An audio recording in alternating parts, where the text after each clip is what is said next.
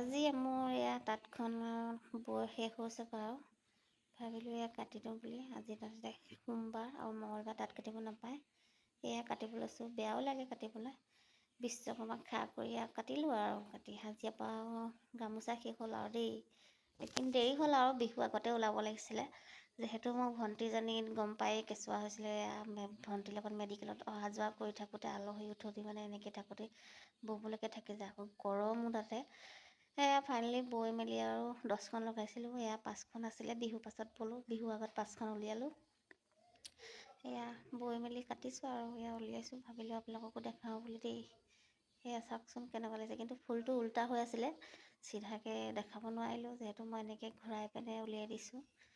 আৰু গামোচা যদি কাৰোবাক লাগে কণ্টেক্ট কৰিব দেই। আৰু কেনেকুৱা লাগিছে জনাব। মই ভালকৈ বাৰু ফুলটো দেখাই দিম বাৰু পাছত এদিন। যিহেতু ৰ'দ নায়েই, গধূলি হ'ল আৰু বতৰো বহুত বেয়া, মানে একদম বৰষুণেই থাকি গৈছে আৰু। এয়া বৈ মেলি কাটিলোঁ। কাটি মেলি এয়া তাঁতত হেনো দি দিব লাগে প্ৰথমতে, গামোচা কাটি লৈ পিনে। এয়া কাটি মেলি মই তাঁতত দি দিছোঁ। তাঁতত দি দিয়াৰ পাছতে মানে এনেকৈ লাটকৈ আছে, এখন এখনকৈ কটা নাই, কাটিম আৰু পাছত। গধূলি হৈ আছে, বৰষুণো দিব লৈছে। এয়া ফুলটো উল্টা হৈ আছে, এনেকৈয়ে দেখাই দিছোঁ আৰু দেই।